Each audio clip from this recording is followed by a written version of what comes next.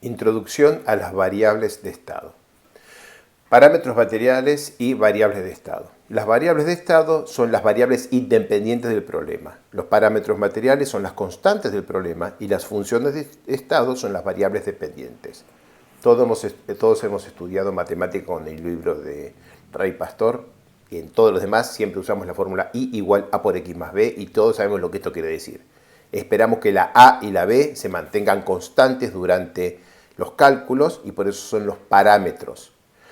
Esperamos que la X varíe a voluntad nuestra y por eso es la variable independiente y esperamos poder calcular el resultado que es la Y, que es la variable que depende de A, X y B. Las buenas variables de estado se miden en ensayos simples, por ejemplo la tensión, la presión de confinamiento, la relación de vacíos, la presión de preconsolidación, la movilización de resistencia al corte, todas son variables de estado que se usan con mucha frecuencia porque se pueden medir en todo momento en ensayos simples. La tensión, la relación de vacíos, la presión de preconsolidación y la movilización de la resistencia al corte cambian durante los ensayos que se hacen en el laboratorio. Por eso son variables de estado. La primera, la presión de confinamiento. Esta es la expresión de Chamboux 1965. Es claro que la rigidez inicial crece con la presión de confinamiento. Hay muchas expresiones que lo tienen en cuenta, pero vamos a usar esta para poner en azul la variable independiente. En colorado, las constantes. Y en verde, las variables dependientes. ¿Por qué está verde la densidad relativa? Porque depende de una variable independiente que acá no está dibujada, que es la relación de vacíos. La relación de vacíos debe ir en azul y queda una función de estado, la densidad relativa, que depende de una variable de estado, la relación de vacíos, y de parámetros como la relación de vacíos máxima mínima que están en la fórmula de la densidad relativa. Ahí lo tenemos. La densidad relativa es una función de estado porque es función de una variable de estado y de parámetros materiales. La relación de vacíos es una variable de estado porque varía durante los ensayos y nos interesa controlar qué varía porque la rigidez depende de la relación de vacíos. En la filmina esta se destaca la dependencia respecto de la presión. En la filmina esta se destaca la dependencia respecto de la relación de vacíos. Dos variables de estados típicas de los modelos para geomateriales.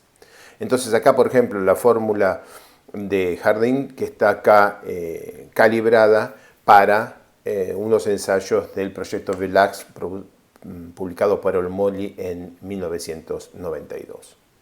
Otro, el ángulo de fricción interna. Este es el gráfico del paper de Bolton en 1986. Y entonces tenemos que el ángulo de fricción interna es igual a el ángulo de fricción interna crítico de una arena, una constante y por lo tanto un parámetro material, Q, un valor que depende de la mineralogía de la arena, una constante y por lo tanto un parámetro de material, y después la presión, o sea, la tensión, y la densidad relativa, o sea, una función de estado de la relación de vacíos.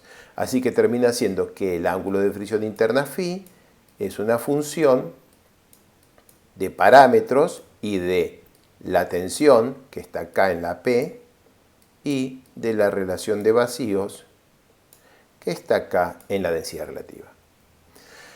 Otra variable de estado que se emplea con frecuencia es la movilización de la resistencia al corte. Por ejemplo, en el modelo de Duncan Chang, uno tiene sigma D, tensión desviatórica, sobre sigma D en la falla. A esto podemos llamar movilización de la resistencia al corte, que vale 0 en el estado inicial, este cociente vale 0 en el estado inicial y 1 en falla. O sea, es entre 0 y 1 la movilización de la resistencia al corte. Este parámetro parece interesante, pero lo vamos a criticar un poco más adelante. Otra variable de estado que se usa con frecuencia es la presión de preconsolidación. En algunos modelos para arenas, la presión de preconsolidación es una variable independiente diferente de la relación de vacíos y de la tensión. Según la teoría de compresión unidimensional de arcillas, hay una relación biunívoca entre la tensión de preconsolidación, la tensión actual y la relación de vacíos. Así que dos de estos tres son variables independientes y el tercero es una variable dependiente. Por ejemplo, si seguimos manteniendo la relación de vacíos como una variable independiente y yo conozco la relación de vacíos, por ejemplo esta, y conozco la tensión, por ejemplo esta, ojalá hubiera pasado justito por ahí, conozco la tensión, entonces puedo calcular la tensión de preconsolidación. Entonces, en un modelo elastoplástico en el que vamos a tener tensión de preconsolidación, relación de vacíos y tensión actuante, tengo que elegir cuál de estos dos son los mecanismos que vamos a poner dentro de nuestras fórmulas. O la relación de vacíos es una variable independiente y la presión de preconsolidación es una función de estado, o la relación de vacíos es una función de estado y la tensión de preconsolidación es la variable independiente. La edad. En los modelos no elastoplásticos, sino viscoplásticos, el paso del tiempo luego de la aplicación de las cargas, que lo vamos a llamar la edad, tiene una influencia en el resultado de la predicción de la evolución de los parámetros de estado, de las variables de estado.